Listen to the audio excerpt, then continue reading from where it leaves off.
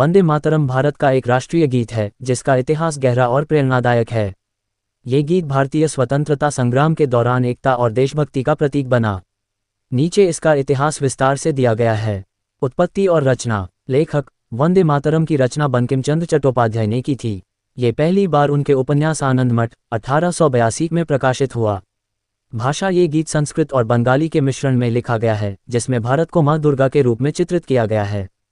प्रकाशन। ये गीत पहली बार 1882 में आनंद मठ में प्रकट हुआ, जो सन्यासी विद्रोह 18वीं सदी पर आधारित एक उपन्यास था।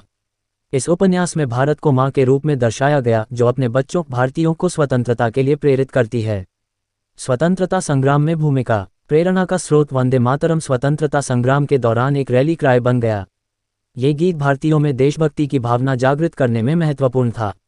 बंगाल विभाजन 1905। लॉर्ड कर्जन द्वारा बंगाल के विभाजन के खिलाफ स्वदेशी आंदोलन में इस गीत ने लोगों को एकजुट किया। रवींद्रनाथ टैगोर ने इसे 1905 में बंगाल में एक सभा में गाया, जिससे यह और लोकप्रिय हुआ। प्रतिबंध। ब्रिटिश सरकार ने इस गीत को क्रांतिकारी मानते हुए कई बार इसे गाने पर प्रतिबंध लगाया, लेकिन ये भारतीयों के लिए और भी प्रेरणादायक बन गया। विवाद और स्वीकार्यता। धार्मिक विवाद। कुछ समुदायों, विशेष रूप से मुस्लिम लीग, ने गीत के कुछ हिस्सों को धार्मिक रूप से संवेदनशील माना, क्योंकि इसमें भारत को माँ दुर्गा के रूप में चित्रित किया गया था।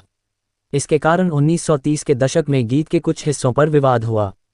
संशोधन। इस विवाद को हल करने के लिए भारतीय राष्ट्रीय कांग्रेस ने 1937 में गीत के पहले 2 छंदों को ही आधिकारिक रूप से स्वीकार किया, क्योंकि ये छंद धार्मिक संदर्भों से मुक्त थे और देश की सुंदरता का वर्णन करते थे।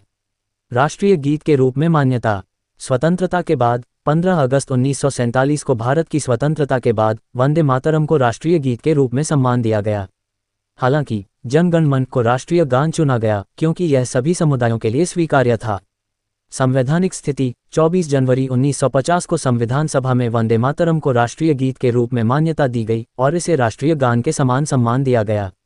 सांस्कृतिक महत्व। लोकप्रियता। वंदे मातरम आज भी भारत में देशभक्ति का प्रतीक है। इसे स्कूलों, सांस्कृतिक आयोजनों और राष्ट्रीय अवसरों पर गाया जाता है। आधुनिक संदर्भ। इस गीत को कई बार विभिन्न कलाकारों द्वारा नए संस्करणों में प्रस्तुत किया गया है, जैसे कि A.R. रहमान ने 1997 में अपने एल्बम वंदे मातरम में इसे फिर से लोकप्रिय बनाया। प्रतीकात्मकता। ये गीत भारत माता की पूजा और देश के लिए बलिदान की भावना को दर्शाता है। गीत का पाठ। प्रथम 2 छंद जो राष्ट्रीय गीत के रूप में स्वीकार्य हैं।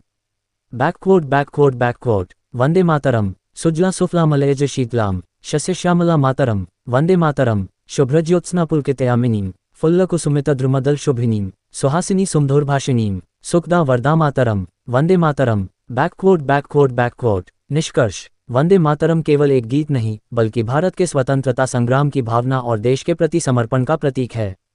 ये गीत आज भी भारतीयों को एकता, बलिदान और देशभक्ति के लिए प्रेरित करता है। यदि आपको और विशिष्ट जानकारी चाहिए, जैसे कि गीत के विश्लेषण या इसके किसी विशेष पहलू पर, तो कृपया बताएं।